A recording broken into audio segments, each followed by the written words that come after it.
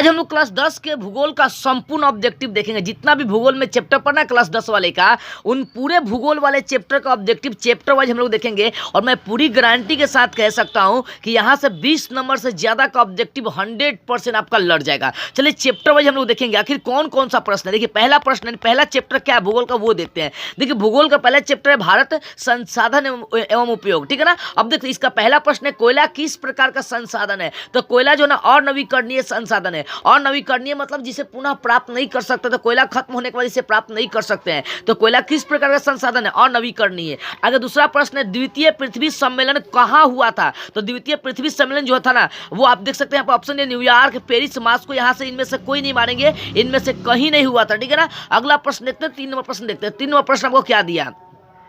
3 number प्रश्न आपका है कि सौर ऊर्जा निम्नलिखित में से कौन सा संसाधन है। तो सौर ऊर्जा जो है ना पुनर्पूर्ति योग्य संसाधन है। चौथा प्रश्न निम्नलिखित में किसका कथन है, निम्नलिखित में से किसका कथन है संसाधन होते नहीं बनते हैं। जानते हैं जी मैरन साहब का यह कथन है कि संसाधन होते नहीं बनते। ऑप्शन ए आपका सही होगा, जी मैरन। ठीक है आगे बढ़ते हैं, प्रश्नों को 5 नंबर देखते हैं। 5 नंबर आपका प्रश्न कह रहा है कि निम्नलिखित में बोला कि निम्नलिखित प्राकृतिक संपदाओं में किसका भंडार सीमित है। यानी कौन ऐसा यहाँ पर आपको संपदा है जिसका भंडार एकदम सीमित है। तो कोयला जो है एक सीमित है, ये लिमिट मात्रा भर ये खत्म हो जाएगा आगे चल के। ऑप्शन डाकू की अर्थव्यवस्था का संबंध किससे है। डाकू जो है ना वो किस अर्थव्यवस्था से संबंधित है। तो नियोजित दोहन से, मतलब संसाधन के नियोजित दोहन से आपका हो जाएगा। ठीक है अगला प्रश्न लोग देखते हैं और समझते हैं। 7 नंबर प्रश्न क्या कह रहा है। 7 नंबर प्रश्न में कह रहा है कि समुद्री क्षेत्र में राजनीतिक सीमा के कितनी किलोमीटर क्षेत्र तक राष्ट्रीय संपदा निहित होती है। तो 12.2 किलोमीटर तक का जो क्षेत्र होता है वो लगभग जो होता है राष्ट्रीय सीमा के अंदर आती है।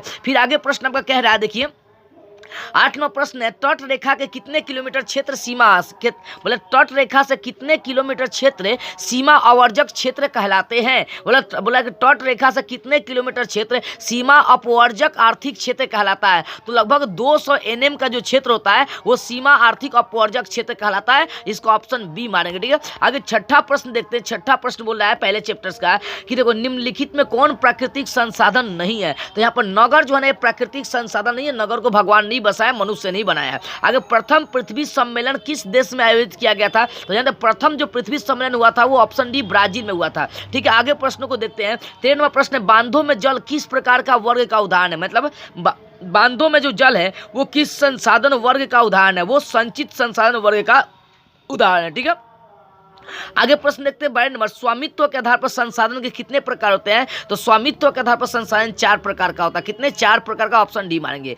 आगे 13 नंबर प्रश्न देखते हैं समझते हैं। 13 नंबर प्रश्न बोला गया संसाधन नियोजित के कितने स्तर होते हैं। जो संसाधन नियोजन होता है उसके कितने स्तर होते हैं। तो उसके 3 स्तर होते हैं। ऑप्शन सी मानेंगे। पंजाब किस प्रकार के संसाधन के मामले में गरीब है। तो पंजाब जो ना खनिज के मामले में गरीब है। आगे 15 में बोला जैव अजैव संसाधन का वर्गीकरण का आधार क्या है। यानी किस आधार पर जैव अजैव को बांटा जाता है। तो उत्पत्ति के आधार पर संसाधन 2 प्रकार के होते हैं, जैव और अजैव, ठीक है ना। ऑप्शन डी मानेंगे। अगर तृतीय पृथ्वी सम्मेलन कहाँ हुआ था। देखो पहला पृथ्वी सम्मेलन जो था वो ब्राजील में हुआ था और तृतीय भी जो था वो कहाँ हुआ था, ब्राजील में हुआ था। ऑप्शन सी मानेंगे, ठीक है। आगे प्रश्नों को बढ़ते और देखते हैं। 17वां प्रश्न आपको बोल रहा है कि इनमें से कौन अजैव संसाधन के उदाहरण नहीं है। तो जो वनस्पति है ना ये अजैव संसाधन का उदाहरण नहीं। ऑप्शन ए मानेंगे। 18वां प्रश्न बोला कि ब्रुन्स लैंड किस देश के प्रधानमंत्री रह चुके। जो ब्रुन्स लैंड थे वो बताना किस देश के प्रधानमंत्री रह चुके हैं। तो जो ब्रुन्स लैंड है वो किस देश के प्रधानमंत्री रह चुके हैं। तो नॉर्वे का प्रधानमंत्री रह चुके हैं। 19वां प्रश्न इनमें से कौन विकास के स्तर के आधार पर संसाधन का वर्ग नहीं होता ना, कि इनमें से कौन विकास के स्तर के आधार पर संसाधन का वर्ग नहीं है। तो ज्ञात जो है ना ये संसाधन का वर्ग नहीं है। 20वां प्रश्न है इनमें से कौन निजी संसाधन में शामिल नहीं है। तो निजी संसाधन में मंदिर शामिल नहीं है, ठीक है। आगे प्रश्न देखते हैं 21वां प्रश्न देखते क्या है। 21वां प्रश्न है 21वां प्रश्न डी पॉपुलेशन बम नामक पुस्तक किस वर्ष प्रकाशित हुआ था। यानी डी पॉपुलेशन बम नामक जो पुस्तक था वो किस वर्ष प्रकाशित किया गया था। तो 1968 में प्रकाशित किया गया था। ऑप्शन डी मानेंगे। संसार का सबसे कीमती संसाधन कौन सा है। तो जो खनिज है ना वो संसार का सबसे कीमती संसाधन है। 92वां प्रश्न 1992 में पृथ्वी सम्मेलन में लगभग कितने देशों के राष्ट्राध्यक्ष शामिल हुआ था। तो लगभग जानते हैं 108 देशों के राष्ट्राध्यक्ष वहां पर शामिल हुए थे, ठीक है। आगे प्रश्नों को देखते 24 बोला कि बुन्स लैंड कमीशन कमीशन ने किस वर्ष सतत पोषणीय विकास संबंधी रिपोर्ट पेश किया था? तो वो सन था 1987 में ही सतत पोषणीय विकास संबंधी रिपोर्ट पेश किया था। कौन? तो नॉर्वे का प्रधानमंत्री, इसका नाम था ब्रुंसलैंड। ठीक है ना। आगे देखते हैं प्रश्नों को, लोग समझते हैं। प्रश्न नंबर देखते हैं 25। बोला है कि क्लब ऑफ रोम ने किस वर्ष संसाधनों के विवेकपूर्ण उपयोग का प्रस्ताव रखा? क्लब देखो यहाँ पर समझना प्रश्न को ध्यान से।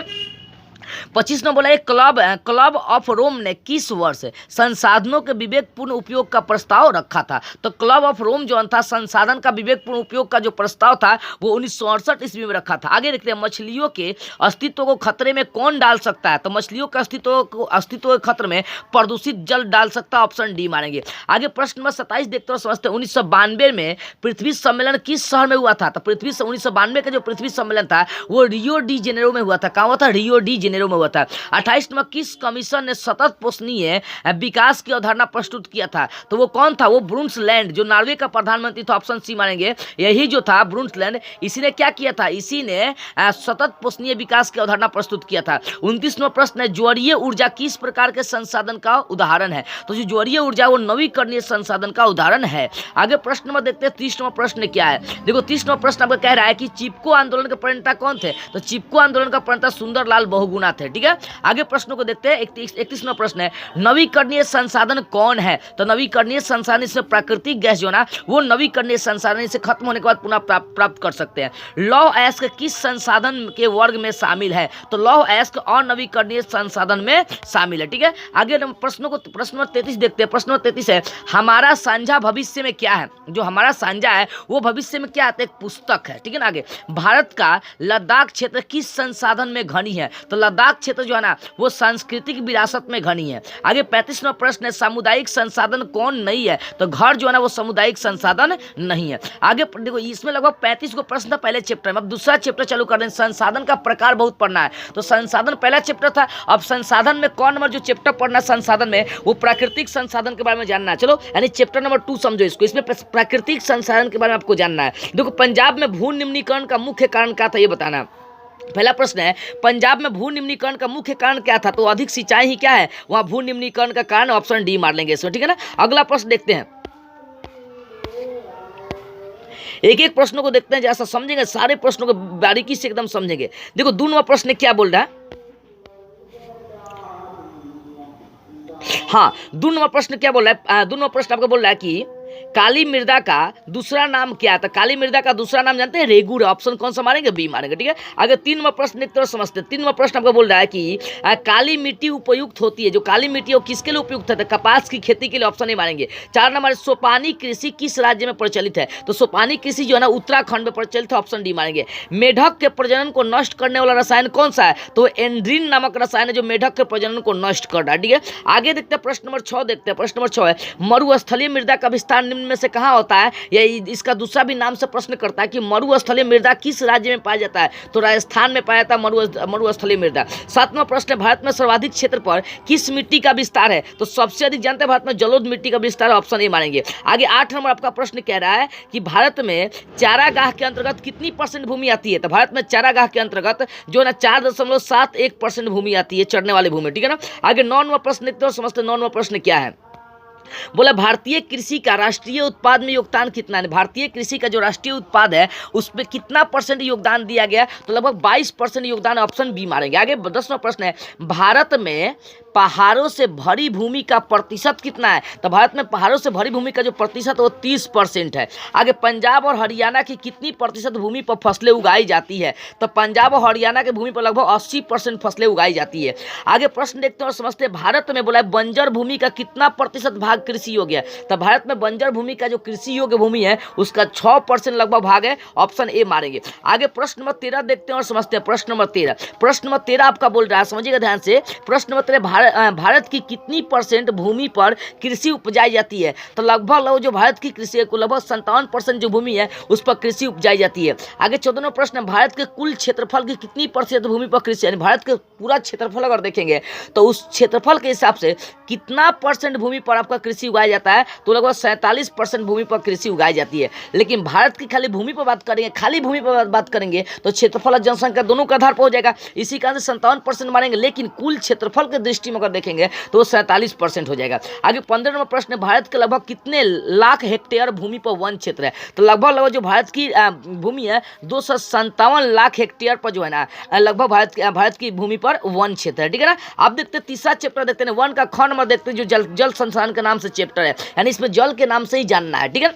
देखो इसमें एक नंबर प्रश्न है, इनमें किस नदी को बिहार का शोक कहा गया? तो कोसी को शोक कहा जाता है। दोनों प्रश्न है, प्राणियों के शरीर में कितना प्रतिशत जल की मात्रा निहित होती है? तो लगभग 65% जल की मात्रा निहित होती है, ठीक है। आगे प्रश्न नंबर 3 देखते हैं, समझते हैं। 3 नंबर प्रश्न में बोला है कि बृहद क्षेत्र में जल की उपस्थिति के कारण पृथ्वी को क्या कहता है? तो पृथ्वी को नीला ग्रह कहते हैं। सर्वाधिक वर्षा कहाँ होती है? तो सर्वाधिक जो वर्षा है वो आपका गोहा कहे के मानसी राम ऐसे ही पड़ता है, मानसीन नाम पड़ता है, ठीक है ना, मानसी नाम ही पड़ता है। ऑप्शन डी मारेगा, ये लगभग गोवा का क्षेत्र पड़ता है मानसी नाम, वहां पर सबसे ज्यादा बारिश होता है, ठीक है ना। ऑप्शन डी मानेंगे। अगला प्रश्न देखते हो, समझते हैं। 5 नंबर का प्रश्न बोला, बिहार में अति जल दोहन से किस तत्व का संकीर्णन बढ़ा है? तो आर्सेनिक का सबसे ज्यादा मात्रा बढ़ा है। देश के बांधों को किसने भारत का मंदिर कहा था? तो पंडित जवाहरलाल नेहरू बोले, ठीक ठीक। आगे प्रश्न नंबर 7 देखते हो, समझते हैं। 7वां प्रश्न बोला, कुल जल का कितना प्रतिशत भाग महासागरों में निहित है? तो कुल जल का जो है ना 95.5% जो है ना महासागरों में निहित है। आगे चंबल घाटी परियोजना में कितने बांध बनाए गए हैं? तो चंबल घाटी परियोजना में 3 बांध बनाए गए हैं। देश में औसत 9 नंबर प्रश्न देखो, देश में औसत वार्षिक जल उपलब्धता कितना बिलियन क्यूबिक मीटर है? यानी देश में औसत वार्षिक जल जो उपलब्धता है कितना बिलियन क्यूबिक मीटर है? तो लगभग 2869 बिलियन क्यूबिक मीटर है। कितना? 2869। ऑप्शन मार लेंगे डी। आगे जल कितने प्रकार का होता है? 10 नंबर प्रश्न, जो जल है ना वो 2 प्रकार का होता है, ठीक है ना। आगे प्रश्नों को देखते हैं, समझते हैं। 11वां प्रश्न क्या है? 11वां प्रश्न का बोल रहा है कि विश्व के कुल उपलब्ध वर्षा जल का कितना भारत को उपलब्ध है?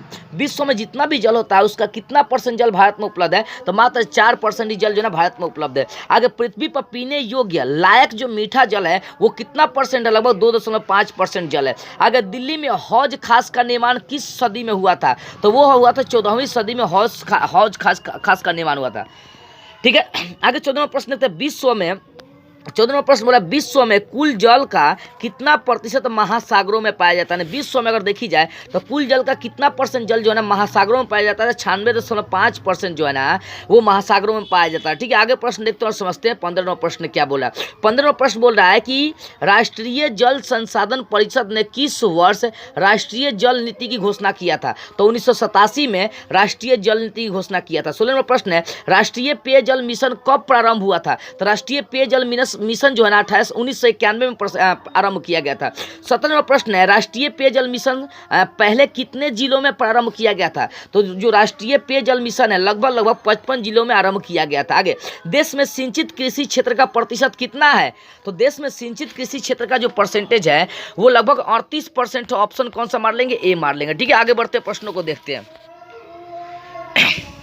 19वां प्रश्न देखिए, 19वां प्रश्न बोल रहा है कि कुल उपलब्ध जल में पीने लायक कितना परसेंट जल है? तो 2.5% जल है। अगर नर्मदा घाटी परियोजना से कितने राज्यों को लाभ मिलता है? जो नर्मदा घाटी परियोजना है उससे कितने राज्यों को लाभ मिलता है? तो 3 राज्यों को लाभ मिलता है। आगे कावेरी जल विवाद कितने राज्यों के मध्य में है? तो 3 राज्यों के मध्य में। इंदिरा गांधी नहर किस राज्य में है? तो इंदिरा गांधी नहर जो है ना राजस्थान में है, ठीक है। आगे प्रश्नों को देखते बोला है 23वां प्रश्न है कि बोला 23वां प्रश्न है कि समुदाय की संपदा किसे कहते हैं? समुदाय की संपदा किसे कहते हैं? तो जो जल है ना जल को समुदाय की संपदा हम लोग कहते हैं, ठीक है। आगे प्रश्न नंबर 24 देखते हैं। प्रश्न नंबर 24 क्या है? 24वां प्रश्न है, मीठे जल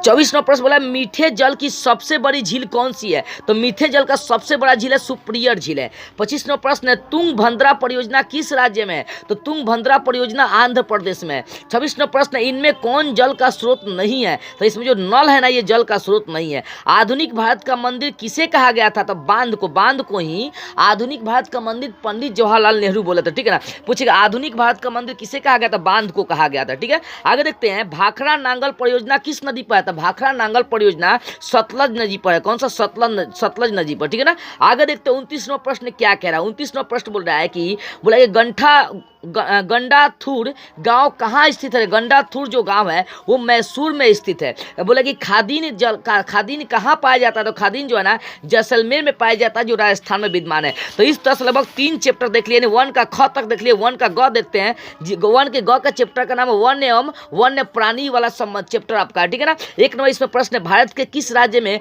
वन का सबसे अधिक विस्तार है? तो वो आपका मध्य प्रदेश है। आगे इनमें से कौन, देखिए प्रश्न, इनमें से कौन सा जीव जो केवल भारत में ही पाया जाता है? तो वो जीव है घड़ियाल या मगरमच्छ, ठीक है ना। आगे प्रश्न नंबर 3 देखते हैं, सुंदर वन कहाँ है? तो सुंदर वन पश्चिम बंगाल में है। आगे भारत का राष्ट्रीय पक्षी क्या है? सभी को पता है, मोर है, यानी मयूर है। बिहार में कितने प्रतिशत भौगोलिक क्षेत्र में वन का फैलाव है? तो 5% क्षेत्रफल जो है ना वन का फैलाव है। आगे 6 नंबर प्रश्न देखते हैं, 6 नंबर प्रश्न क्या कह रहा है? 6 नंबर प्रश्न कह रहा है कि वन संरक्षण एवं प्रबंधन की दृष्टि से वनों को वर्गीकृत किया गया है, तो लगभग 3 वर्गों में वर्गीकृत किया गया है। 7 नंबर प्रश्न है कि फैक की वानिकी रिपोर्ट के अनुसार 1948 में विश्व में कितने हेक्टेयर भूमि पर वन का विस्तार हुआ था? जो फैक का वानिकी रिपोर्ट आया था वो 1948 में आया था, तो उसके हिसाब से विश्व में कितने हेक्टेयर भूमि पर वन का विस्तार है? तो 4 अरब हेक्टेयर पर वन का विस्तार, ऑप्शन बी मार लेंगे, ठीक है। 8 नंबर प्रश्न देखते हैं। 8 नंबर प्रश्न कह रहा है कि 8 नंबर देखिए प्रश्न, देखिए क्या कह रहा है। 8 नंबर प्रश्न, संविधान की धारा 21 का संबंध किससे है? तो वन्य जीव एवं वनस्पतियों से संबंध है, यानी संविधान का जो धारा 21 है वो वन्य जीव से संबंधित, ऑप्शन बी मानेंगे। आगे 9 नंबर प्रश्न, भारत में 2001 में कितने प्रतिशत भौगोलिक क्षेत्र पर वन का विस्तार था? तो लगभग 19.27% पर 2001 में भौगोलिक क्षेत्र पर वन का विस्तार था। वन मतलब जंगल का विस्तार था, ठीक है। आगे वन्य जीव बोर्ड की स्थापना किस वर्ष हुआ था? तो 1952 में हुआ था, ऑप्शन कौन सा मानेंगे? बी मानेंगे। 11 नंबर प्रश्न पर बोला है कि पूर्वोत्तर राज्यों, 11वां प्रश्न देखिए क्या बोल रहा है कि पूर्वोत्तर राज्यों में 188 आदिवासी जिलों में देश के कुल कितना क्षेत्र का प्रतिशत वन था? यानी पूर्वोत्तर जो राज्य था, राज्यों के 188 आदिवासी जिलों में देश के कुल कितने क्षेत्र का बताना, कितने क्षेत्र का परसेंटेज जो था ना, कितना जिला था, सॉरी देखो बोला कि पूर्वोत्तर राज्यों के 188 आदिवासी जिलों में देश के कुल क्षेत्र का कितना प्रतिशत वन था? तो आदिवासी जिलों की अगर बात बोलेंगे तो उसमें जानते कितना परसेंट वन था? तो उसमें लगभग 60.11% जल था, ऑप्शन मार लेंगे, डी मार लेंगे। आगे 12 नंबर प्रश्न, 1951 से 1980 तक लगभग कितना वर्ग किलोमीटर वन क्षेत्र कृषि भूमि में परिवर्तित हुआ था? 1951 से 1980 तक अगर बात करेगा तो कितना वर्ग किलोमीटर जो वन क्षेत्र था वो कृषि भूमि योग्य बना दिया गया था? लगभग 26,200 जो वर्ग किलोमीटर भूमि है उसको कृषि योग्य बनाया गया, ठीक है। आगे देखते हैं 13वां प्रश्न बोल रहा है कि टेक्सोल का उपयोग होता है, तो कैंसर में टेक्सोल का उपयोग होता है, ठीक है। आगे प्रश्न नंबर 14 देखते हैं और समझते हैं। प्रश्न नंबर 14 है प्राकृतिक संसाधनों के संरक्षण 1968 में कौन सा कन्वेंशन में हुआ था? यानी कौन सा सम्मेलन में हुआ था? तो हुआ था अफ्रीकी कन्वेंशन में हुआ था, कन्वेंशन में हुआ था। यानी प्राकृतिक संसाधनों के संरक्षण की बातें 1968 में किया गया था, लेकिन कौन सा कन्वेंशन में किया गया था? तो अफ्रीकी कन्वेंशन में किया गया था। आगे 15वां प्रश्न आपका है कि मैंग्रोव का सबसे अधिक विस्तार कहाँ है? तो मैंग्रोव्स का सबसे अधिक विस्तार सुंदरवन में, जो पश्चिम बंगाल में पड़ता है, ठीक है। आगे प्रश्नों को तो 16वां प्रश्न देखते हैं, समझते हैं 16वां प्रश्न क्या कह रहा है। 16वां प्रश्न में बोल रहा है कि वन रिपोर्ट के अनुसार भारत में वन विस्तार है, यानी वन रिपोर्ट के अनुसार भारत में वन का कितना परसेंट विस्तार है? तो वन रिपोर्ट के अनुसार भारत में वन का जो विस्तार है 20.55% भौगोलिक क्षेत्र में विस्तार है, ठीक है। आगे स्तनधारियों में कितनी प्रजातियां विनाश के कगार पर, जो स्तनधारी जीव है उसमें कितनी प्रजातियां विनाश के कगार पर है? तो लगभग 79 प्रजातियां जो अभी विनाश के कगार पर मौजूद है, ठीक है। आगे देखते हैं 58वां प्रश्न है, बोला देश में कुल कितने जैव आरक्षण क्षेत्र विकसित है? तो लगभग 15 जैव आरक्षण क्षेत्र विकसित है। आगे प्रश्न में 19 देखते हैं, समझते प्रश्न में 19 सबको कह रहा है कि भारत में राष्ट्रीय वन नीतियां इनमें से किस वर्ष नहीं घोषित हुआ था? तो कौन सा? 1977 में जो था राष्ट्रीय वन नीतियां घोषित नहीं किया गया था। 20वां प्रश्न, पक्षियों की कितनी प्रजातियां विनाश के कगार पर है? तो पक्षी का जो है ना टोटल प्रजाति 44 को विनाश के कगार पर है। भारत में कुल कितने राष्ट्रीय उद्यान है? तो लगभग 99 जो है ना राष्ट्रीय उद्यान है। आगे वन नीति के प्रमुख उद्देश्य क्या है? तो लगभग 6, यानी बोला वन नीति के प्रमुख उद्देश्य कितने हैं? तो 6 है, ऑप्शन ए मानेंगे। आगे 23वां प्रश्न देखते हैं और समझते हैं। 23वां प्रश्न, भारत में मुख्य रूप से कितने प्रकार के वन मिलते हैं? तो मुख्य रूप से 5 प्रकार के वन मिलते हैं। वन्य प्राणियों के कितने वर्ग है? तो वन्य प्राणियों के 5 वर्ग है। आगे वनस्पतियों की कितनी प्रजातियों के विलुप्त होने का खतरा है? तो लगभग 1500 प्रजातियों के विलुप्त होने का खतरा है। भारत का राष्ट्रीय पशु कौन है? सभी को पता है, बाघ है। आगे वन राज किसे कहा जाता है? तो वन राज शेर को कहा जाता है, ऑप्शन ए मार लेंगे। ठीक है, आगे प्रश्न नंबर 28 देखते, बोले गजराज किसे कहा जाता है, तो गजराज हाथी को कहा जाता है। गुजरात के सिरवन में कौन सा जानवर मिलता है, तो गुजरात के सिरवन में सिंह मिलता है। आगे निम्नांकित किस जीव के संरक्षण की आवश्यकता है, निम्नांकित में कौन से जीव के संरक्षण की आवश्यकता है, तो गधा के संरक्षण की आवश्यकता है। आगे चिकनी और चमकदार सतह के समान किस लकड़ी से बनते हैं, चिकनी और चमकदार सतह के समान कौन सा लकड़ी से बनने का काम करता था, पाइप से बनने का कार्य करता है। ठीक है, आगे प्रश्नों को देखते हैं। 32वां प्रश्न देखते हैं और समझते हैं। 32वां प्रश्न है, देखो 32वां प्रश्न बोल रहा है कि इनमें कौन हमारे देश से विलुप्त हो रहा है, कौन जो है ना हमारे देश से विलुप्त हो रहा है, तो चीता जो है ना हमारे देश से विलुप्त हो रहा है। 33वां प्रश्न है, इनमें कौन शाकाहारी नहीं है, तो शाकाहारी भेड़िया जो ना नहीं है। किस पेड़ की लकड़ी बहुत कड़ी होती है, तो लकड़ी कौन सी, सागवान की लकड़ी जो ना बहुत कड़ी होती है। आगे प्रश्न में देखते हैं हम लोग कि रेल लाइन के नीचे स्लीपर बनाने में किस लकड़ी का प्रयोग होता है, तो स्लीपर बनाने में वो सानवुड लकड़ी का प्रयोग होता है, ऑप्शन सी मार लेंगे। आगे 36वां प्रश्न देखते हैं और समझते हैं 36वां प्रश्न क्या कह रहा है। 36वां प्रश्न है, बांस किस प्रकार के वन में पाए जाते हैं, तो बांस जो है ना पतझड़ में पाए जाते हैं। आगे इनमें कौन उभयचर जीव नहीं है, तो चूहा जो है ना उभयचर जीव नहीं है। ठीक है, इस तरह से आपका वन का जो चैप्टर ग नंबर था कंप्लीट हुआ। वन का घ नंबर चैप्टर देखते जो है खनिज संसाधन के नाम से प्रसिद्ध है। खनिज संसाधन में पहला क्वेश्चन, एल्युमिनियम बनाने के लिए किस खनिज की आवश्यकता पड़ती है, तो बॉक्साइट की आवश्यकता पड़ती है। आगे सीमेंट उद्योग का सबसे प्रमुख कच्चा माल क्या है, तो सीमेंट उद्योग का सबसे प्रमुख कच्चा माल चूना पत्थर है। ठीक है, आगे प्रश्न नंबर 3 देखते हैं। प्रश्न नंबर 3 बोला है, किस खनिज को उद्योगों की जननी माना गया है, तो कौन सा खनिज है, लोहा को उद्योगों की जननी माना जाता है। एक टन इस्पात बनाने में कितने मैग्नीज का उपयोग होता है, तो लगभग 10 केजी मैग्नीज का उपयोग होता है। पाइराइट किस खनिज का किस प्रकार का खनिज है, तो पाइराइट जो है एक धात्विक खनिज है। कौन सा धात्विक खनिज है। आगे 6वां प्रश्न बोला है कि कौन भारत का सबसे बड़ा लौह उत्पादक राज्य है, तो कर्नाटक, ऑप्शन ए मानेंगे जो है ना भारत का सबसे बड़ा लौह उत्पादक राज्य है। 7वां प्रश्न देखते हैं और समझते हैं। 7वां जो प्रश्न है वो बोल रहा है, 7वां प्रश्न, निम्न में से कौन सा उद्योग चूना पत्थर को कच्चे माल के रूप में प्रयोग करता है, कौन सा जो उद्योग है चूना पत्थर को कच्चे माल के रूप में प्रयोग करता है, तो वो सीमेंट है। आगे प्रश्न नंबर 8 है कि बिहार झारखंड में देश का कितना प्रतिशत अभ्रक पाया जाता है, मतलब बिहार झारखंड में जो पूरा देश है उसका कितना परसेंट जो है ना यहाँ पर अभ्रक पाया जाता है, तो लगभग जो है ना 80% अभ्रक बिहार और झारखंड में ही मिल जाता है। आगे प्रश्न देखते हैं और प्रश्न समझते बोले कि इनमें से कौन लौह युक्त खनिज का उदाहरण है, तो जो मैग्नीज है ना ये लौह युक्त खनिज का उदाहरण, इसमें लोहा पाया जाता है। प्रश्न नंबर 10 देखते हैं। 10 में बोला कि उड़ीसा किस खनिज का सबसे बड़ा उत्पादक राज्य है, तो उड़ीसा जो है ना मैग्नीज का सबसे बड़ा उत्पादक राज्य, ऑप्शन कौन सा मार लेंगे, बी मार लेंगे। ठीक है, आगे देखते हैं। निम्नलिखित में कौन आधात्मिक खनिज का उदाहरण है, आधात्मिक खनिज का उदाहरण ग्रेफाइट है। आगे 12वां प्रश्न देखते हैं कि भारत में लगभग कितने प्रकार के खनिज पाए जाते हैं, तो भारत में लगभग 100 प्रकार के खनिज पाए जाते हैं। 13वां प्रश्न है, मैग्नीज उत्पादन में भारत का विश्व में कौन सा स्थान है, मैग्नीज उत्पादन करने में भारत का जो ना विश्व में कौन सा स्थान है, तो तृतीय स्थान है मैग्नीज उत्पादन करने में। ठीक है, आगे प्रश्नों को देखते हैं।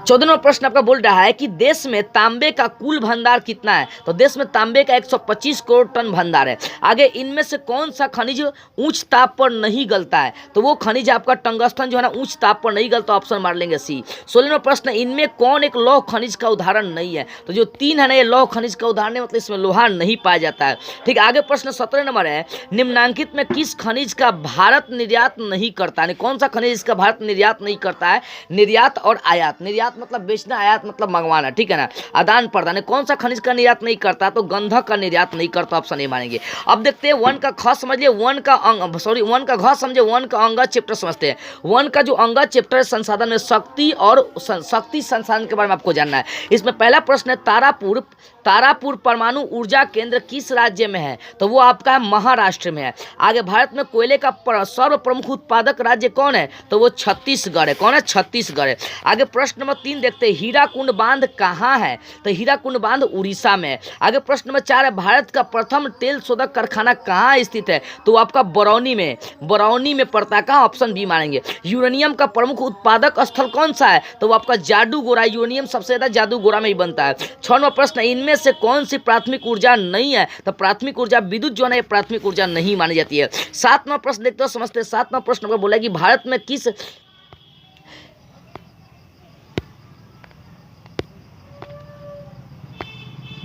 7वां आपका प्रश्न बोल रहा है कि भारत में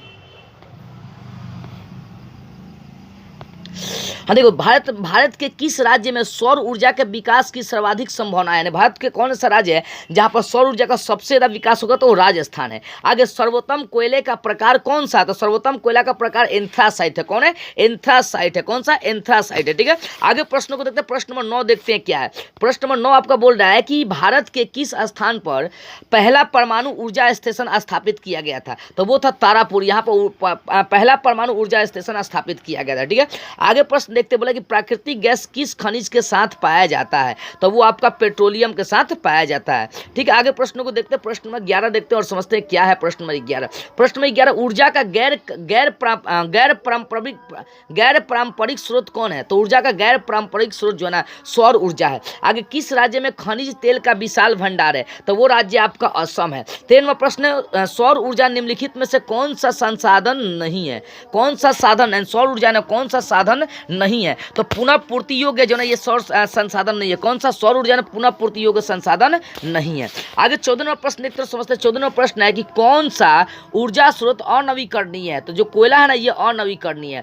ताप विद्युत केंद्र का उदाहरण कौन है? तो बरौनी जो है ना, ताप विद्युत केंद्र का उदाहरण है। 16वां प्रश्न, दक्षिण भारत की सबसे बड़ी नदी घाटी योजना कौन सी है? यानी सबसे बड़ी नदी घाटी योजना आपका तुंद्रभंग है। कौन सा? तुंगभद्रा है। ठीक है, ऑप्शन नहीं मानेंगे। 17वां प्रश्न है, भारत में कोयले का सर्व प्रमुख उत्पादक राज्य कौन है? तो कोयले का सर्व प्रमुख उत्पादक राज्य आपका कौन सा? झारखंड है। सबसे ज्यादा आपका कोयला बनता है। ठीक है, प्रश्न नंबर 18 देखते, बोल रहा है प्रश्न नंबर 18 कि भाखड़ा नांगल परियोजना किस नदी पर स्थित है? तो सतलज नदी पर स्थित है। गोंडवाना समूह के कोयले का निर्माण मतलब कितना वर्ष पूर्व हुआ था? तो गोंडवाना समूह के कोयले का जो निर्माण था लगभग 20 करोड़ वर्ष पहले निर्माण हुआ था। आगे 20वां प्रश्न है, देश में खनिज तेल का पहला कुआं कब खोदा गया? तो देश में खनिज तेल का जो पहला कुआं था वो लगभग 1933 में खोदा गया। आगे, मुंबई हाई से तेल किस वर्ष पहली बार प्राप्त हुआ था? यानी मुंबई हाई से जो रेल था 1953 में सबसे पहली प्राप्त हुआ था। यानी पहली बार वहां पर रेल चला था, पुणे से था।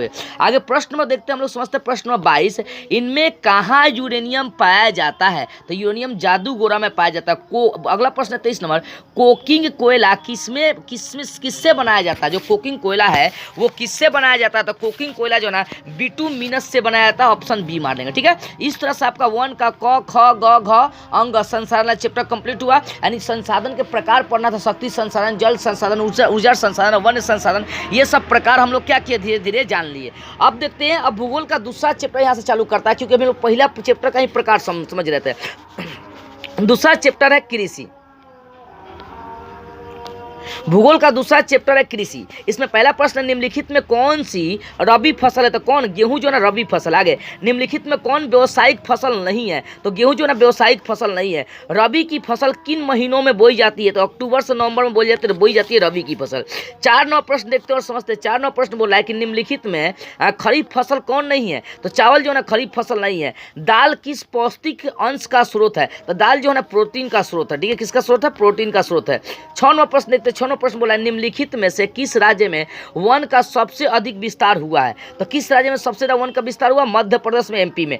चाय किस प्रकार की कृषि फसल है? तो जो चाय है ना एक रोपण फसल है। आगे, अरेबिका और रोबस्टा किस फसल के प्रकार है? तो अरेबिका और रोबस्टा जो है ना वो कहवा फसल के प्रकार। ऑप्शन सी मानेगा। महाराष्ट्र किस फसल की खेती के लिए प्रसिद्ध है? तो महाराष्ट्र जो है कपास की खेती के लिए प्रसिद्ध है। ठीक है, आगे देखते प्रश्न नंबर 10 देखते क्या है।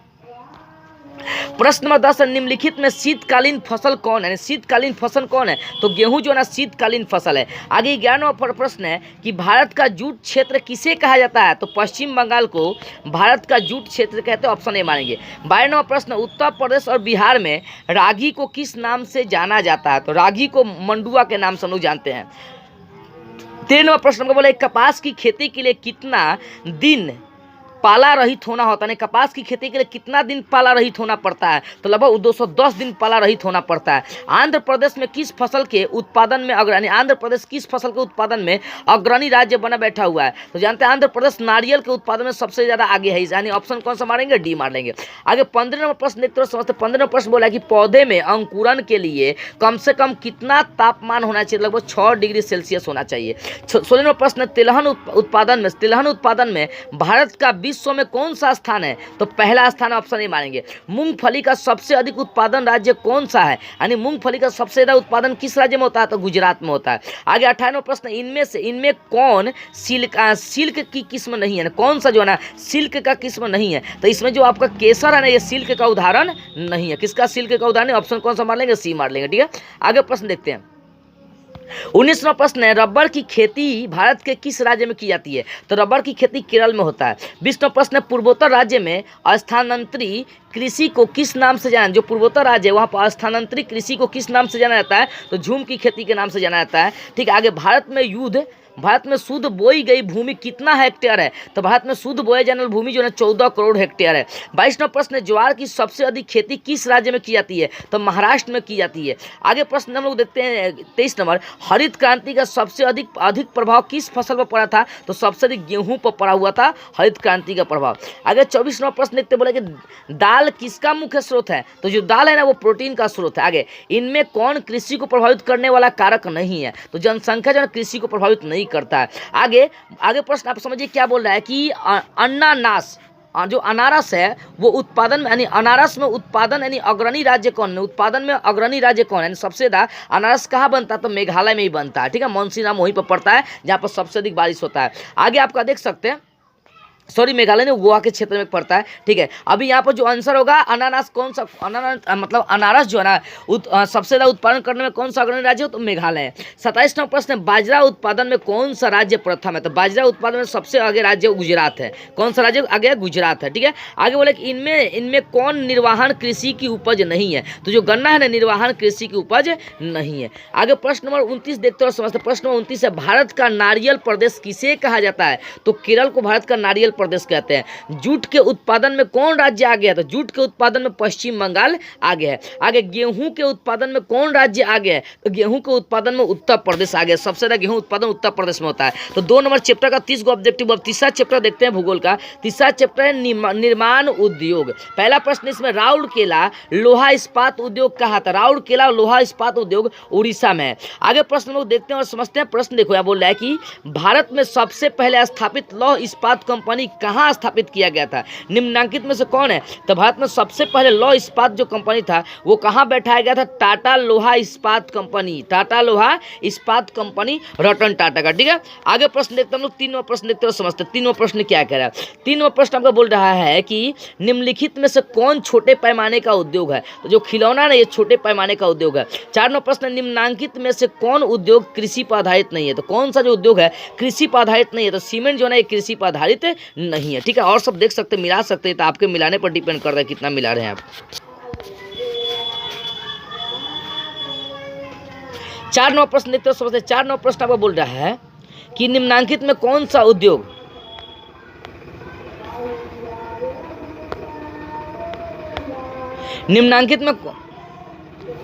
निम्नांकित में कौन सा उद्योग कृषि उद्योग पर आधारित नहीं है? तो जो आपका सीमेंट मैंने कृषि उद्योग पर आधारित नहीं है। 5वां प्रश्न है, 5वां प्रश्न देखो, Tata iron and steel company की स्थापना कब किया गया था? 1907 में। ऑप्शन कौन सा मार लेंगे? वी मार लेंगे। कौन सा मार लेंगे? वी।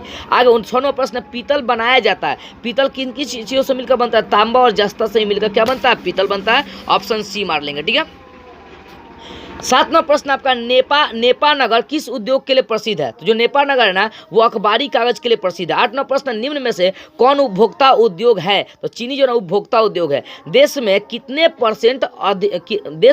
कितने विशेष आर्थिक क्षेत्र विकसित है? तो देश में जो ना आर्थिक क्षेत्र कितना? लगभग 10% विकसित है। कितना? 10%। 10वां प्रश्न, भोपाल त्रासदी में किस गैस का रिसाव हुआ था? तो जो भोपाल गैस था उसमें मिथाइल आइसोसाइनाइड का रिसाव सबसे ज्यादा हुआ था। ठीक है, आगे 11वां प्रश्न देखते और समझते हैं। 11वां प्रश्न बोल रहा है कि हुगली 11वां प्रश्न आपका बोल रहा है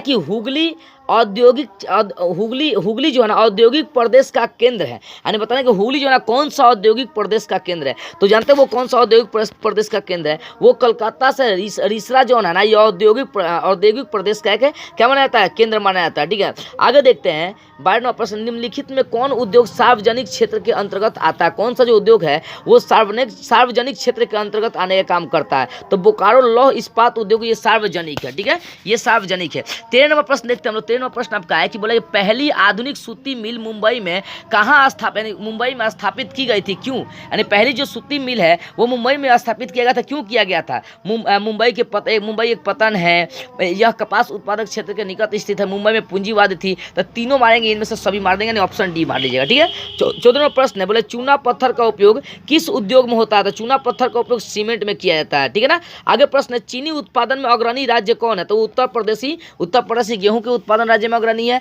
चीनी के उत्पादन राज्य में क्या है? अग्रणी है। कौन? तो वो आपका कौन सा समझ सकते हैं। आगे देखते हैं प्रश्न हम लोग समझते हैं। उत्तर प्रदेश हो गया। आगे प्रश्न आपको बोल रहा है, 15वां प्रश्न बोला है चीनी उत्पादन, तो आप मार दे उत्तर प्रदेश। 16वां प्रश्न है, दमघोट गैस निम्नलिखित में से किसे कहा जाता है? तो कार्बन जो मोनोऑक्साइड होता है वो दमघोट गैस होता है, ऑप्शन इसमें से मार लेंगे डी। आगे सलेम, यानी सलेम या चाहे सेलम किस राज्य में स्थित है? तो सलेम या सेलम जो है ना वो तमिलनाडु में स्थित है। कहाँ? तमिलनाडु में स्थित है, ऑप्शन मार लेंगे बी, ठीक है। आगे प्रश्न को देखते हैं, भारत में कॉटन पॉलिश किस नगर को कहा जाता है? तो भारत में जो कॉटन पॉलिश है वो किसको? तो वो कहा जाता है मुंबई को कहा जाता है कॉटन पॉलिश, ठीक है। आगे प्रश्न देखते हैं, हम लोग समझते हैं।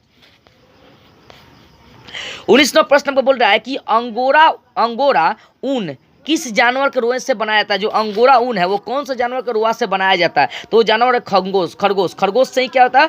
तो रोए बनाया जाता है, ठीक है ना। आगे पश्मीना ऊन किस जानवर के रोए से, जो पश्मीना ऊन है वो कौन से जानवर के उद्योग से बनाया जाता है? तो वो जानवर कौन सा? भेड़ है। कौन सा? भेड़ है। आगे भोपाल गैस त्रासदी कब हुआ था? तो 1984 ईस्वी में हुआ था। कब? 1984 में। 22वां प्रश्न है, इनमें कौन उद्योगों की अवस्थिति का प्रभावपूर्ण कारक नहीं है? तो वो आपका जनसंख्या जो ना मतलब जो मनुष्य स्थिति उस पर प्रभाव नहीं डालता, ठीक है। आगे 23वां प्रश्न देखते हैं, 23वां प्रश्न बोल रहा है कि निम्नांकित में कौन सबसे पुरानी लौह इस्पात कंपनी है? तो सबसे पुरानी लौह इस्पात कंपनी इसको है। कौन है? इसको ऑप्शन से मार लेंगे बी। बॉक्साइट का उपयोग किस उद्योग में होता है? तो बॉक्साइट का जो उपयोग है एल्यूमिनियम उत्पादन में होता है, ऑप्शन ए मारेंगे। आगे 25 नंबर, किस राज्य में वस्त्र उद्योग के कारखाने नहीं है? कौन ऐसा राज्य है जहां पर उद्योग वस्त्र के कारखाना है ही नहीं? तो वो राज्य कौन सा है? वो आपका राज्य है, वो राज्य आपका छत्तीसगढ़ है, जहां पर एक भी कारखाना वस्त्र उद्योग का कारखाना नहीं है, ठीक है। आगे चैप्टर नंबर 3 होगा। चैप्टर नंबर 4 देखते हैं भूगोल का।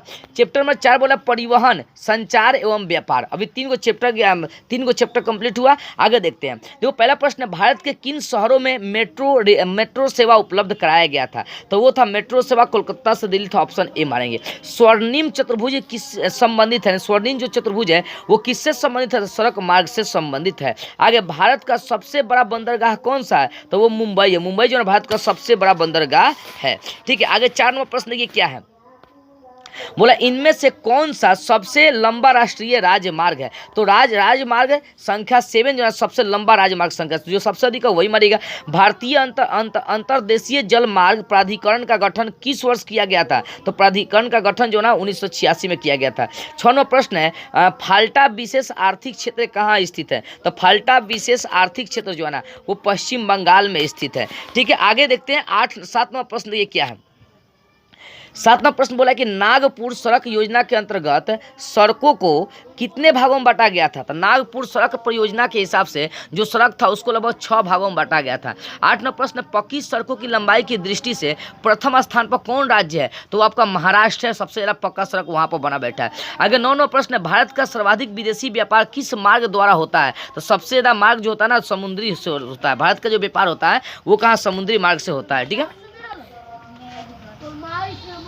प्रश्न नंबर 10 देखते, बोला कि स्वर्णिम चतुर्भुज महामार्ग से संबंधित नगर कौन सा है? स्वर्णिम चतुर्भुज महामार्ग से संबंधित नगर आपका चेन्नई है। आगे 11वां प्रश्न है कि भारत को कुल कितने % डाक क्षेत्रों में बांटा गया है? तो भारत के जो है ना लगभग जो है ना वो 8% डाक क्षेत्रों में आपको डिवाइड किया गया। 12वां प्रश्न, किस वर्ष इंडियन एयरलाइंस को इंडियन नाम दिया गया था? किस वर्ष जो है ना इंडियन एयरलाइन को इंडियन नाम दिया गया था? तो 2005 ईस्वी में दिया गया था, ठीक है ना। आगे प्रश्न देखते समझते हैं, एन्नौर पतन किस राज्य में? तो जो एन्नौर पतन है वो तमिलनाडु में, ऑप्शन कौन सा मारेंगे? सी मार लेंगे। 14वां प्रश्न ये क्या दिया है? 14वां प्रश्न आपको दिया है कि निम्नलिखित में से कौन सड़कों का एक वर्ग नहीं है? तो सड़कों का वर्ग जानते हैं, सीमांत जो सड़कें ये उसका वर्ग नहीं है। 15वां प्रश्न आपका, स्वतंत्रता प्राप्ति के समय देश में सड़कों की कुल कितनी लंबाई थी? तो स्वतंत्रता प्राप्ति के समय देश में लगभग 1.46 लाख किलोमीटर वर्ग की लंबाई थी, ठीक है। आगे 16वां प्रश्न देखते हैं समझते हैं।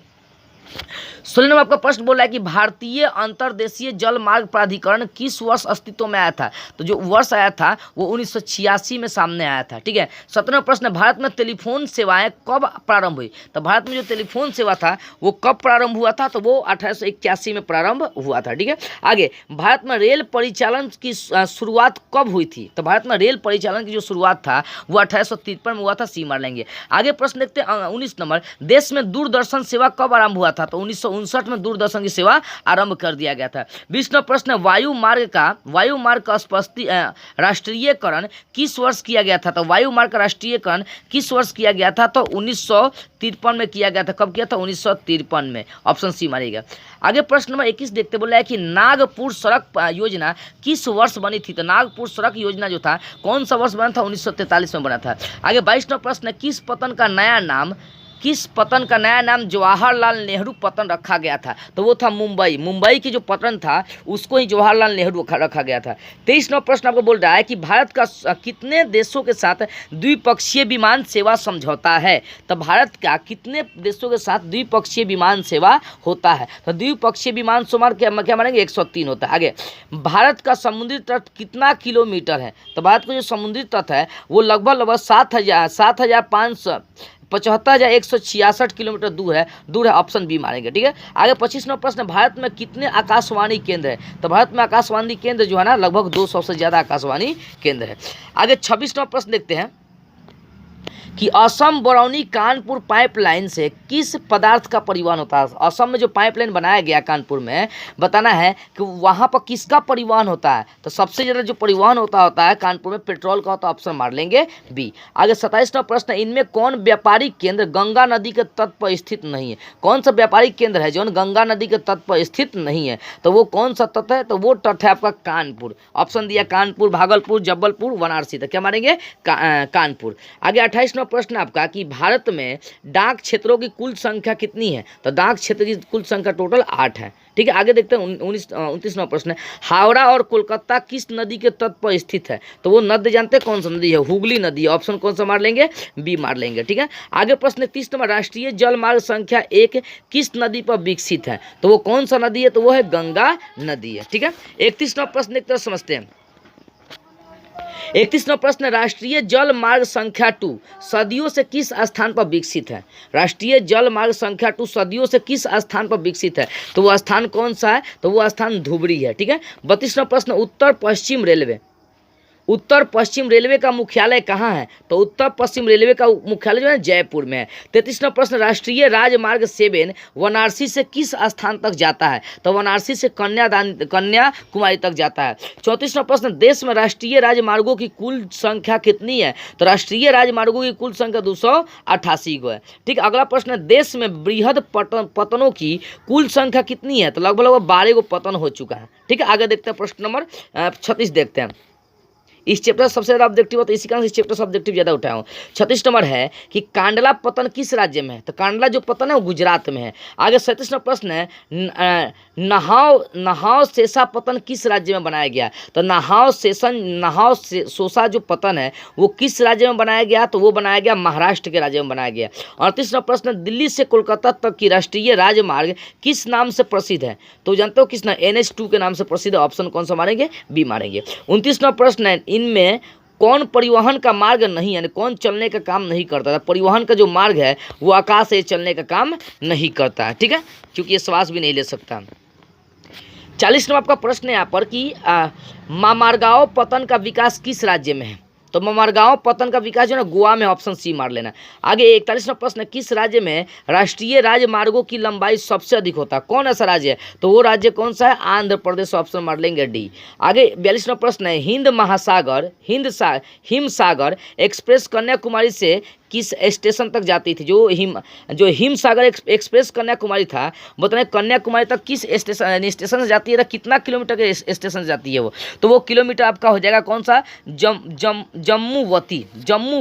यानी कहने का मतलब है कि जो बोले कि हिम सागर एक्सप्रेस कन्याकुमारी से किस स्टेशन तक जाती है। तो कौन सा स्टेशन तक जा रही है। तो वो आपका कौन सा स्टेशन है। तो वो आपका स्टेशन क्या है, तो वो स्टेशन आपका है जो ना जम्पूवती। कौन सा है? जम्पूवती। यानी कहने का ये मतलब है हिमसागर एक्सप्रेस कन्याकुमारी से किस स्टेशन तक जाती है? तो वो जम्मूवती पर जाती है। ठीक है, तो इस तरह से 4 चैप्टर कंप्लीट हुआ। 5 का क ख सब देखेंगे, इसमें थोड़ा सा लंबा है, 10 मिनट का और होगा। देखो ये पहला चैप्टर पढ़ना, 5वें चैप्टर पहला पढ़ना है हमें।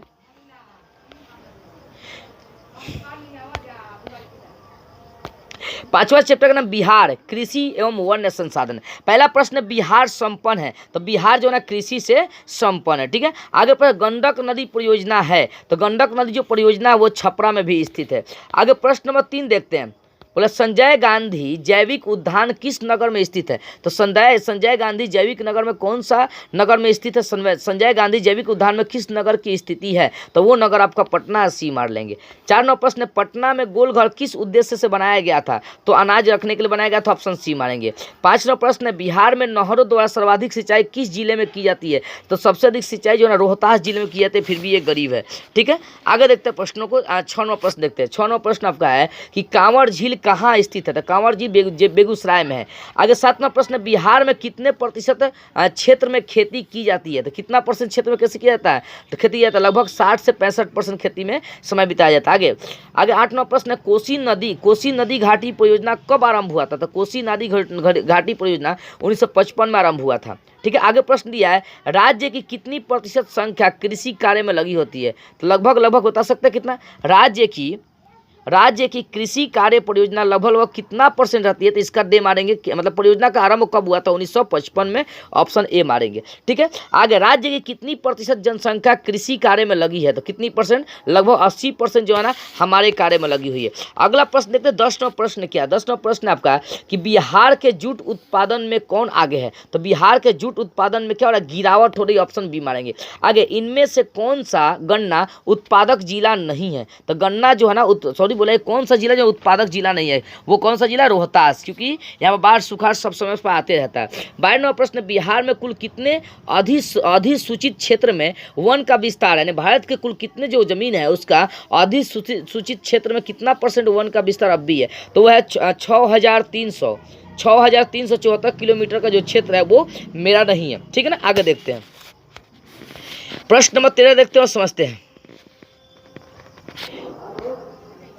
13वां प्रश्न, तंबाकू उत्पादन क्षेत्र कौन सा था? तंबाकू उत्पादन क्षेत्र गंगा का दियारा है। ठीक है, आगे 15वां प्रश्न है 14 नंबर कि कौन सी नदी को बिहार का शोक कहता है? कोसी को कहता है, ऑप्शन सी मानेंगे। आगे तरबूज उत्पादन के लिए प्रसिद्ध स्थान कौन सा था? तरबूज उत्पादन के लिए सबसे प्रसिद्ध स्थान अगर कोई तो भागलपुर है। आगे बिहार की फसल की घनस्था कितनी है? यानी बिहार की जो फसल है उसकी घनस्था नजदीकिया लगभग कितनी है? तो 2.06 के आसपास है लगभग। ठीक है, आगे देखते हैं प्रश्न नंबर 17 देखते हैं। प्रश्न नंबर 17 बोलेगा सासाराम में किस जिला का मुख्यालय अवस्थित है? सासाराम में किस जिला का मुख्यालय अवस्थित है? तो वो जिला कौन सा? रोहतास है। आगे बिहार में बहुफसली भूमि का परसेंटेज कितना है? तो बिहार में लगभग 62.55 या बोल सकते हैं 62 कुछ भी बोल सकते हैं। बिहार में बहुफसली भूमि का जो परसेंटेज है वह है 62.655। आगे 19वां प्रश्न, इनमें कौन रबी फसल नहीं है? तो जो रबी फसल है वो जौ है, ये रबी फसल नहीं है। ठीक है, बिहार में सिंचाई का सबसे प्रचलित साधन क्या है वो जानेंगे। तो सिंचाई का सबसे प्रचलित साधन नहर है, कुआं है, नलकूप है, तालाब है, बक्सर है। इधर छोड़ो, ये सब 4-5 जो ना इस तरीके से बोला है कि आप क्या कर सकते हैं? सिंचाई कर सकते हैं। किसके माध्यम से सिंचाई कर सकते हैं? तो आप देख भी सकते हैं सिंचाई करने के लिए नहर, कुआं, नलकूप, तालाब ये सब बना सकते हैं। ठीक है, आगे प्रश्नों को देखते हैं।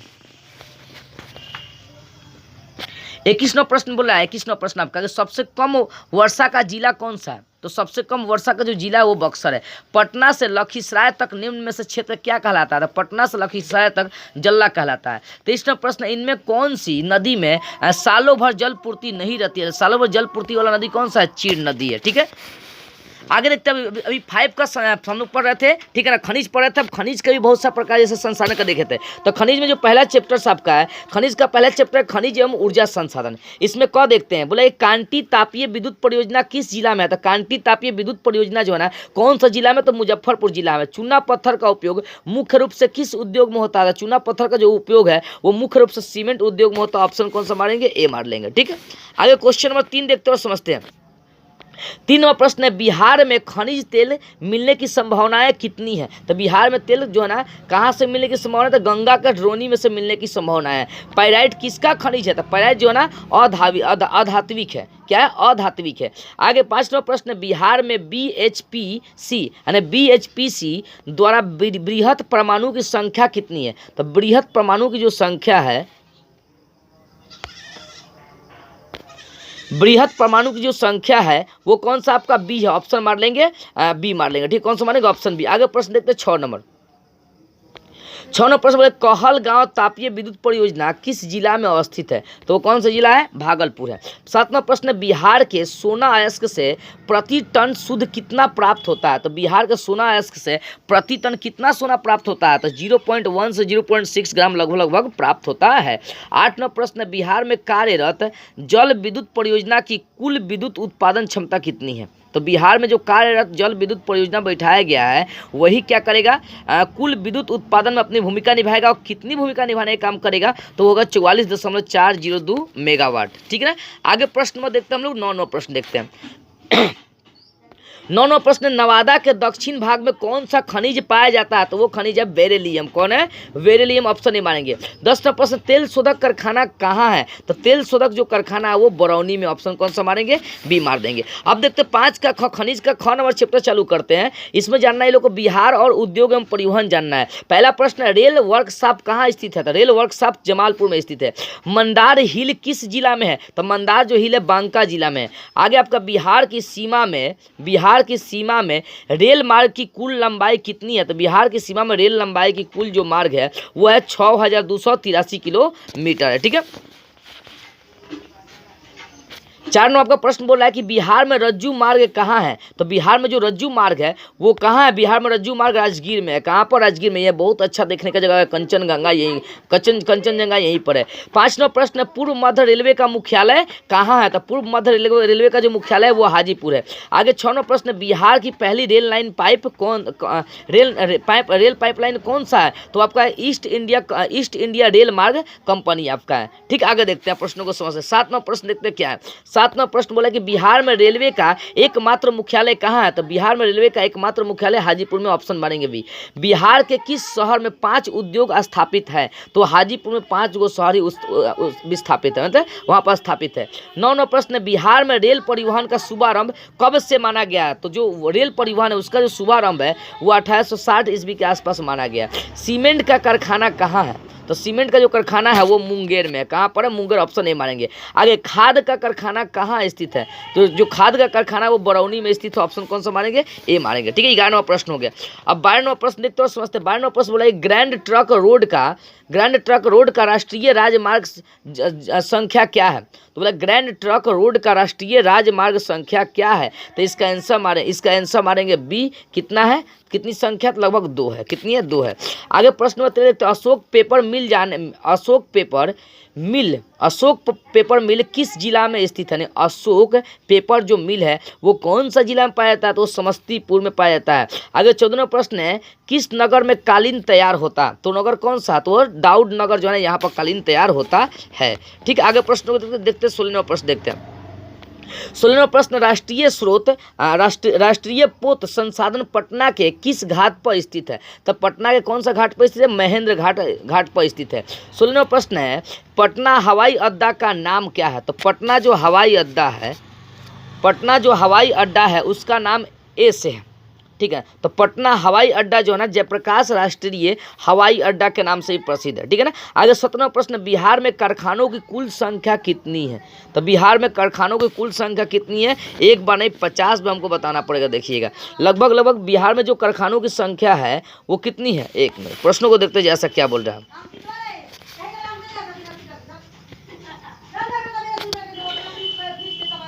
हाँ, बोल रहा है प्रश्न आपका कि बंदूक बनाने में किस कारखाने का प्रयोग होता है। तो सोचो बंदूक बनाने में किस कारखाने का प्रयोग होता है। एक वो बेटी है, उसको धीराओगे मारने के लिए, उसका बाप मतारी भी क्या करेगा, तुमको मारेगा।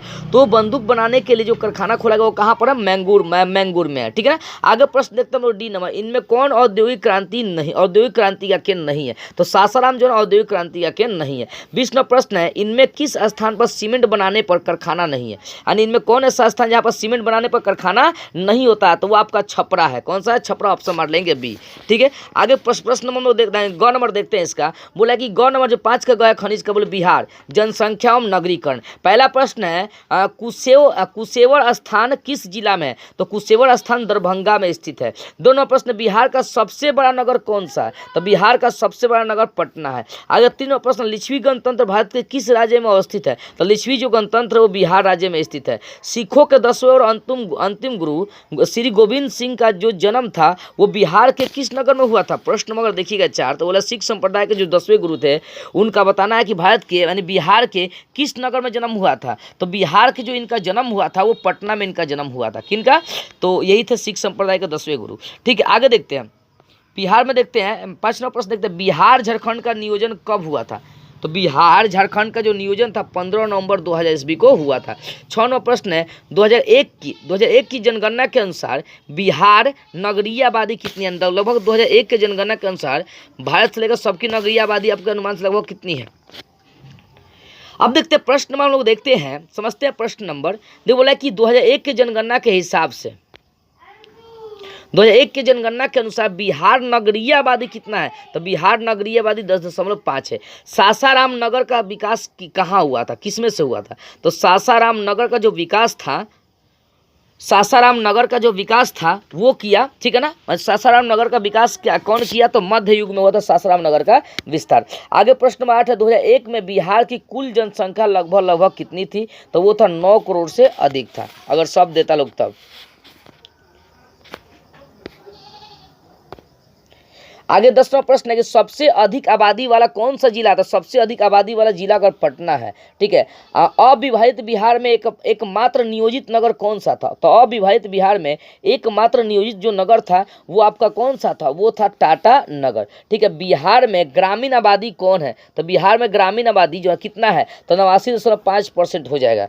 ठीक है, आगे 13वां प्रश्न 1991 से 2001 के दौरान बिहार की जनसंख्या का वृद्धि दर कितना है? तो लगभग 20 वर्ष होता है, 20 का 4 भागे कर तो वहाँ पर निकल जाए 5। ठीक है ना, तो लगभग बोल रहा है प्रश्न आपका कि 1991 से 2001 तक इसमें। ठीक है ना, तो कहने का मतलब समझिएगा ध्यान से, उसका परसेंटेज बोला कि जनसंख्या वृद्धि दर क्या है आपको ये बताना है। तो 1991 से 2001 के दौरान बिहार की जो जनसंख्या वृद्धि दर थी लगभग 28.63% दर थी। ठीक है, आगे प्रश्न नंबर 14 देखते हैं, समझते हैं। प्रश्न नंबर 14 आपका बोल रहा है कि बिहार का उत्तर दक्षिण विस्तार कितना किलोमीटर में है? तो बिहार का उत्तर दक्षिण में जो विस्तार है लगभग 695 किलोमीटर का है। ठीक है ना, अब 6ठा चैप्टर देखते हैं, समझ। 6ठा चैप्टर आपका मानचित्र या उच्चावाच्य निरूपण 6ठा चैप्टर है। बोला है कि तल चिन्ह की सहायता से किसी स्थान विशेष की मापी गई ऊंचाई को क्या कहा जाता है? तो मापी गई ऊंचाई को स्थानिक ऊंचाई कहते हैं। तल चिन्ह की सहायता से किसी स्थान विशेष की मापी गई जो ऊंचाई है उसको कहते हैं स्थानिक ऊंचाई कहते हैं। क्या कहते हैं? स्थानिक ऊंचाई कहते हैं। आगे जो 2 नंबर प्रश्न बोला कि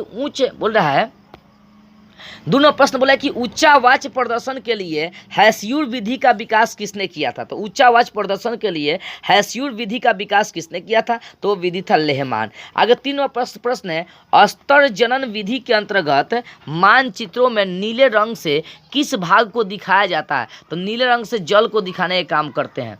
क्या दिखाने का काम करते हैं? जल से। ठीक है ना, आगे देखते हैं प्रश्न नंबर 4 देखते हैं। 4 बोला छोटी महीन एवं खंडित रेखाओं को ढाल की दिशा में खींचकर उच्चावाच प्रदर्शन की विधि को क्या कहते हैं? तो वो आपका हैस्यूर विधि कहलाता है। ठीक है, आगे 5 नंबर बोला पर्वतीय छायाकरण विधि में भू आकृतियों पर किस दिशा में प्रकाश पड़ने की कल्पना की गई है? यानी कहने का ये मतलब हो गया पर्वतीय जो छायावार विधि है उसमें भू आकृतियों पर जो बोला गया है कि इस दिशा में आपको इस दिशा में आपको पढ़ना है, ऐसे पढ़ना, वो सब सजेशन आपको देकर छोड़ा गया है। तो बताना वो सजेशन कौन सा? वो उत्तर दक्षिण है। यानी पर्वतीय छायाकर विधि में भू आकृतियों पर जो है ना सबसे ज़्यादा उत्तर पश्चिम के लोग ही पढ़ने का काम करते, जानने का कार्य करते हैं। ठीक है, आगे प्रश्न नंबर 6 देखते हैं। प्रश्न नंबर 6 है कि अस्तर जनन विधि के द्वारा बर्फीले क्षेत्र को किस रंग से दिखाया जाता है? तो सफ़ेद रंग से दिखाया जाता है। 7वां पृथ्वी पर उगाए जाने वाले भू आकृतियों में इनमें से इनमें क्या नहीं होता है, जो पृथ्वी पर पाई जाने वाले भू आकृति है, बताने को धरती पर क्या नहीं होता है, तो जो धरती पर ना वो गहराई लगभग फसल नहीं होता है। ठीक है ना, ऑप्शन कौन सा मारेंगे, डी मारेंगे। आगे 8 प्रश्न, हैस्यूर विधि में अधिक ढालुआ भाग कैसा दिखता है, तो अधिक ढलुआ जो भाग होता है वो काला दिखता है। आगे प्राकृतिक मानचित्र में मरुभूमि को किस रंग से प्रदर्शित किया जाता है, तो प्राकृतिक मानचित्र में मरुभूमि को पीले रंग से प्रदर्शित किया जाता है। 10वां प्रश्न देखते हो, समझते 10वां प्रश्न क्या है। 10वां प्रश्न बोले अस्तर रंजन विधि के अंतर्गत हल्के कत्थई रंग से किस स्थलाकृति को दिखाया गया, तो वो स्थलाकृति कौन सा, पर्वत है। ठीक है, आगे 11वां प्रश्न है, अस्तर रंजन विधि के अंतर्गत नीले रंग से किस स्थलाकृति को दिखाया गया, तो नीले रंग से वो जलीय भाग को दिखाया गया, कौन सा जलीय भाग को दिखाया गया। 12वां प्रश्न देखिए और समझिए। 12वां प्रश्न बोल रहा है कि उच्चावाच प्रदर्शित करने के लिए हैस्यूर विधि का विकास किस विद्वान ने किया था, तो हैस्यूर विधि का विकास जो था लेहमान नामक वैज्ञानिक किया था। 13वां प्रश्न, किस स्थलाकृति को प्रदर्शित करने के लिए कंटूर रेखाओं द्वारा गोल या चौकोर आकृति बनाई जाती है तथा उनके बीच दूर तक खाली जगह छोड़ी नहीं जाती है। यानी कहने का ये मतलब किस स्थलाकृति को प्रदर्शित करने के लिए कंटूर रेखाओं द्वारा गोल या चौकोर आकृति बनाया जाता है। तो बताना कि किनके हाथों में, चाहे कौन बना सकता है, चाहे कहाँ पर होता है, तो बोला कि तथा उनके बीच का खाली जगह भी कौन सा होगा, तो लगभग इसका पठार होगा। पठारे जो है ना, ये पठारे को कंटूर रेखा भी हम लोग कहते हैं, गोल चौकोर होता है। ठीक है, ऑप्शन कौन सा मार लेंगे, बी मार लेंगे। ठीक है, अब 14वां प्रश्न देखते हो, समझते 14वां प्रश्न थोड़ा सा भाषा वाला समझिएगा। जब समोच्च रेखा संकेंद्रीय वृत्ताकार हो, जिनके बीच की समोच्च रेखा अधिक ऊंचाई प्रदर्शित करती हो, तब इससे किस प्रकार की भू आकृति का अनुमान लगाया जाता है, तो इससे पहाड़ प्रकार के भूमि का आकार का अनुमान लगाया जाता है। 15वां प्रश्न है, इनमें उच्चावाच प्रदर्शन की सर्वोत्तम विधि कौन सी है, तो सबसे अच्छी विधि है कंटूर या समोच्च रेखा है। ठीक है, कौन सा, कंटूर या समोच्च रेखा है। ठीक है, आगे प्रश्नों को देखते हैं। 16वां प्रश्न क्या है। 16वां प्रश्न है, समुद्र की जल सतह सभी जगह कैसी होती है, ये दिखाया जाएगा चश्मा पहन के, तो बराबर होती है। आगे 17वां प्रश्न है, बीएम किसे प्रदर्शित करता है, तो जो बीएम है ना वो तल चिन्ह को प्रदर्शित करता है। ठीक है, 18वां प्रश्न है, खड़ी ढाल को दिखाने के लिए समोच्च रेखा कैसे बनाई जाती है, तो समोच्च रेखा पास बनाई जाती है। ठीक है, आगे प्रश्न देखते हैं। 19वां प्रश्न देखिए। 19वां प्रश्न आपका है कि समोच्च रेखा द्वारा क्या प्रस्तुत किया गया था, समोच्च रेखा द्वारा दिखाया गया उच्चावाच प्रदर्शन दिखाया गया। कौन विधि उच्चावाच प्रदर्शन की अवधि में नहीं है, तो उच्चावाच प्रदर्शन की जो अवधि है उसमें कौन नहीं है, तो उसमें आपका जो है ना अंक विधि मौजूद नहीं है। तो इस तरीका से अगर देखी जाए तो लगभग जो है ना, मैंने पूरे जो आपका भूगोल का चैप्टर था, जितना भी चैप्टर था भूगोल का, उन सारे चैप्टर से मैंने कंप्लीट कर दिया। ऑब्जेक्टिव 20 में 40 कम से कम 40 गो ऑब्जेक्टिव यहाँ से आएगा, तो भूगोल का आप आसानी से ऑब्जेक्टिव हल कर सकते हैं।